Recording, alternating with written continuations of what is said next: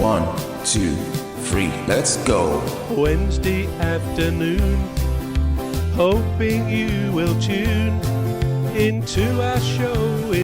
Say we have. I'd say 5 fingers. Or 10, in other words, with both hands. All right. Yeah. Yeah. 10. Yeah. Unless you've only got one hand. So 10 fingers. But you see, there's a lot of, not disputes, but even doctors have never really been able to come up with a satisfactory naming. Many medical terms are in Latin, but they keep basically a fundamental English for the description of our fingers. Now, you said we have 10, which I think most people would say when they answer that question. So what is your first finger? Hold up your first finger on your right hand. Right, so we might also call that the index finger. So if we've got 10 fingers, you've actually pointed to number 2 when I said hold up your first finger, didn't you? Yeah. Okay. I mean this in the nicest way. Can you hold up your middle finger?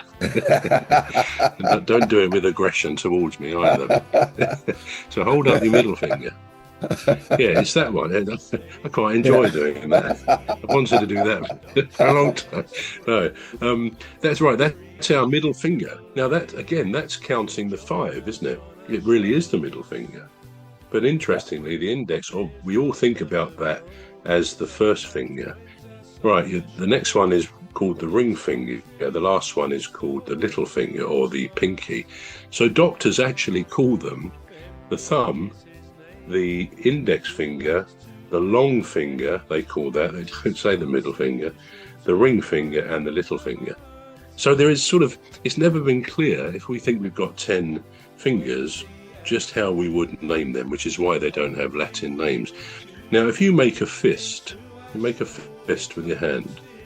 Well, let's know that before you do that, just hold up your hand. And of course, the fingers are pretty much all different lengths, aren't they? Can you see that? Yeah. I mean, some people say that the index finger and the ring finger, some have a longer ring finger. I mean, I do. Have a longer index finger. I think I can see you have a longer ring finger as well.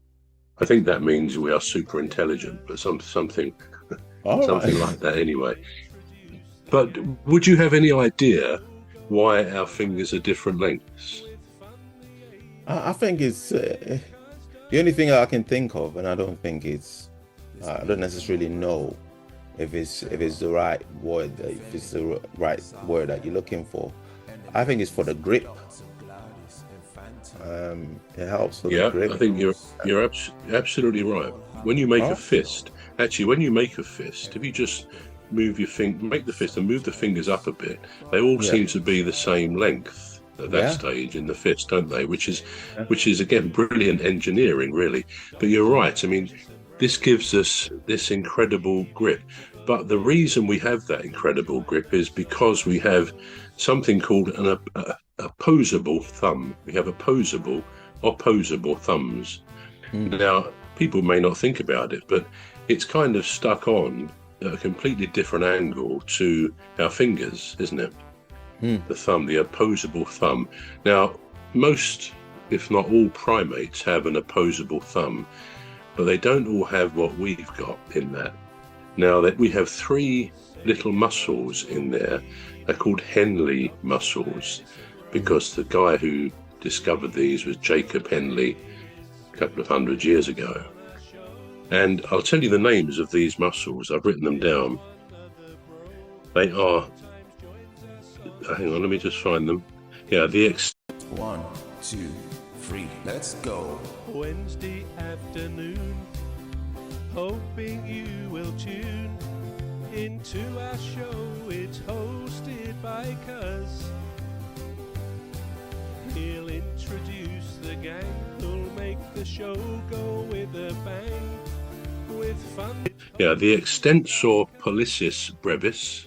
I'll be testing you later on these. Okay. Second one is the flexor pollicis longus. The third one is the first vola interrossus. First vola interrossus. Now these are discovered by this guy Henley, and I think the important thing to remember there is that if we didn't have those, primates don't have those. It's only humans who have those. If we didn't, then probably it's true to say that they are at the heart of human civilization, because if we didn't have those, we would not have the necessary firmness of grip for dexterity, for making tools, for holding tools, and life could well have become, I don't know how you are with chopsticks. I sometimes use them, I've never been very good with chopsticks, but I can. If I'm forced to, I'll have them. But life could have been, for humans, it could have been kind of the equivalent of having to eat with chopsticks, which is not, for most of us, not the most ideal way for us to eat. You have to be quite practiced to control the chopsticks. But human civilization has developed because we have this opposable thumb, and it is an amazing digit. It goes round and round, as we know. It's got all sorts of capabilities, and as I say, you think about it, when you're on the keyboard on your laptop, just to illustrate that the thumbnail faces away from the other fingers, you use the tips of your fingers on the keyboard, but the side of your thumb. If you use your thumb when you're typing on the keyboard, the tips of your fingers and the side of your thumb, which just goes to illustrate that it is a bit of a one-off. Going back to our first question, some people say, well, we've got 8 fingers and 2 thumbs, but I think generally most people regard us as having having 10 fingers, 5 on each hand. Now, going on from that, we say again, it's a magnificent feat of engineering.